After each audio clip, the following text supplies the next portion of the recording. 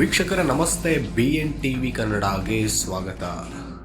ಸಮುದ್ರ ಮಟ್ಟದಲ್ಲಿ ಉಂಟಾಗಿರುವ ಹವಾಮಾನ ವೈಪರೀತ್ಯಗಳು, ವಾತಾವರಣದಲ್ಲಿ ದಿಢೀರ್ ಬದಲಾವಣೆಗಳಿಂದ ಬೆಂಗಳೂರು ಸೇರಿದಂತೆ ಕರ್ನಾಟಕದ ವಿವಿಧ ಭಾಗಗಳಲ್ಲಿ ಬಿಟ್ಟು ಬಿಡದೆ ಒಂದು ವಾರದಿಂದ ಮಳೆ ಆಗ್ತಾ ಇದೆ. ಒಣ ಹವೆಯ ಜಿಲ್ಲೆಗಳು ಇದೀಗ ಮಳೆಯ ಜಿಲ್ಲೆಗಳಾಗಿ ಪರಿವರ್ತನೆಯಾಗಿವೆ. ರಾಜ್ಯದ ಕೆಲವು ಜಲಾಶಯಗಳಲ್ಲಿ ನೀರಿನ ಪ್ರಮಾಣ ಹೆಚ್ಚಾಗಿದೆ. ಮುಂದಿನ 5 ದಿನ ರಾಜ್ಯದಲ್ಲಿ ಗುಡುಗು ಮಿಂಚು ಸಹಿತ ಭಾರೀ ಮಳೆ ಬರಲಿದೆ ಎಂದು ಹವಾಮಾನ ಇಲಾಖೆ ಎಚ್ಚರಿಕೆಯನ್ನು ಸಹ ನೀಡಿದೆ. ಕರ್ನಾಟಕದಲ್ಲಿ ಪೂರ್ವ ಮುಂಗಾರು ಮಳೆ ಒಂದು ವಾರದಿಂದ ರೌದ್ರಾವತಾರ ತಾಳಿದೆ. ಮಧ್ಯ ಕರ್ನಾಟಕ, ಉತ್ತರ ಕರ್ನಾಟಕ, ಕಲ್ಯಾಣ ಕರ್ನಾಟಕ ಹಾಗೂ ದಕ್ಷಿಣ ಕರ್ನಾಟಕ ಸೇರಿದಂತೆ ರಾಜ್ಯದ ಎಲ್ಲ ಭಾಗಗಳಲ್ಲಿ ಉತ್ತಮ ಮಳೆ ಆಗ್ತಾ ಇದೆ. ಬೇಸಿಗೆ ವಾತಾವರಣ ಕಳೆದು ಮೇ ತಿಂಗಳಲ್ಲಿಯೇ ಮಳೆಗಾಲದಂತಹ ವಾತಾವರಣ ಸೃಷ್ಟಿಯಾಗಿದೆ.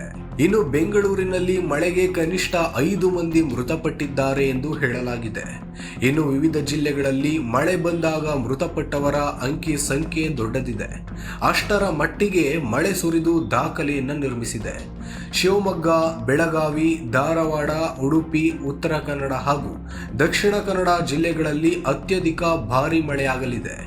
ಗುಡುಗು ಮಿಂಚು ಸಮೇತ ಇಲ್ಲಿ ವ್ಯಾಪಕ ಮಳೆ ಸುರಿಯಲಿದೆ. ಈ ಸಂಬಂಧ ಆರೆಂಜ್ ಅಲರ್ಟ್ ಘೋಷಣೆ ಹೊರಡಿಸಲಾಗಿದೆ. ಈ ಜಿಲ್ಲೆಗಳಲ್ಲಿ ಮುಂದಿನ 5 ದಿನ ಮಳೆ ಜೋರಾಗಿರಲಿದೆ. ಇಂದಿನಿಂದ ಮೇ 28ರವರೆಗೆ ಶಿವಮೊಗ್ಗ ಸೇರಿದಂತೆ ಕರಾವಳಿಯ 3 ಜಿಲ್ಲೆಗಳಿಗೂ ಗರಿಷ್ಠ 200 ಮಿಲಿಮೀಟರ್ ವರೆಗೆ ಮಳೆ ಬರುವ ನಿರೀಕ್ಷೆ ಇದೆ. ಹೀಗಾಗಿ ಅಷ್ಟು ದಿನಗಳು ಆರೆಂಜ್ ಅಲರ್ಟ್ ಘೋಷಿಸಲಾಗಿದೆ. ಉಳಿದಂತೆ ಬೇರೆ ಬೇರೆ ಭಾಗಗಳಲ್ಲಿ ಅಷ್ಟು ಮಳೆ ಬಾರದು, ಸಾಧಾರಣ ಮಳೆ ಬರಲಿದೆ ಎಂದು ಹೇಳಲಾಗಿದೆ. ಪೂರ್ವ ಮುಂಗಾರಿನ ಅಬ್ಬರ ಕೊಂಚ ಕಡಿಮೆಯಾದಂತೆ ಕಾಣ್ತಾ ಇದೆ. ಈ ಕಾರಣದಿಂದಲೇ ಉತ್ತರ ಕರ್ನಾಟಕ ಸೇರಿದಂತೆ ಒಳನಾಡು ಜಿಲ್ಲೆಗಳಲ್ಲಿ ಸಾಧಾರಣದಿಂದ ಭಾರೀ ಮಳೆಯಾಗಲಿದೆ. ಇಂದಿನಿಂದ ಮುಂದಿನ 5 ದಿನ ಗದಗ, ಹಾವೇರಿ, ಕಲಬುರಗಿ, ವಿಜಯಪುರ, ಬಳ್ಳಾರಿ, ಚಿಕ್ಕಬಳ್ಳಾಪುರ, ಚಿಕ್ಕಮಗಳೂರು, ಕೋಲಾರ, ಶಿವಮೊಗ್ಗ ಜಿಲ್ಲೆಗಳಲ್ಲಿ ನಿರಂತರವಾಗಿ ಗುಡುಗು ಸಹಿತ ಭಾರೀ ಮಳೆಯಾಗಲಿದೆ.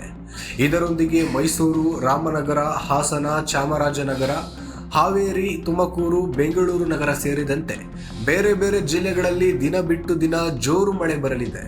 ಹೀಗಾಗಿ ಈ ಮೇಲಿನ ಜಿಲ್ಲೆಗಳಲ್ಲಿ ಯೆಲ್ಲೋ ಅಲರ್ಟ್ ಘೋಷಣೆ ಮಾಡಲಾಗಿದೆ. ನಿನ್ನೆ ಉಡುಪಿ, ದಕ್ಷಿಣ ಕನ್ನಡ, ಮಂಗಳೂರು ಮತ್ತು ಕುಂದಾಪುರ ಭಾಗಗಳಲ್ಲಿ ಅತ್ಯಧಿಕ 100 ಮಿಲಿಮೀಟರ್ಗಿಂತಲೂ ಹೆಚ್ಚಿನ ಮಳೆಯಾಗಿದೆ. ಚಿಕ್ಕಮಗಳೂರು, ದಾವಣಗೆರೆ, ಚಿತ್ರದುರ್ಗ, ಹಾವೇರಿ, ಬಾಗಲಕೋಟೆ, ವಿಜಯಪುರ, ಉತ್ತರ ಕನ್ನಡ, ಚಾಮರಾಜನಗರ, ಕೊಡಗು ಸೇರಿದಂತೆ ವಿವಿಧ ಕಡೆಗಳಲ್ಲಿ ಸಾಧಾರಣ ಮಳೆ ದಾಖಲಾಗಿದೆ ಎಂದು IMD ವರದಿ ಮಾಡಿದೆ.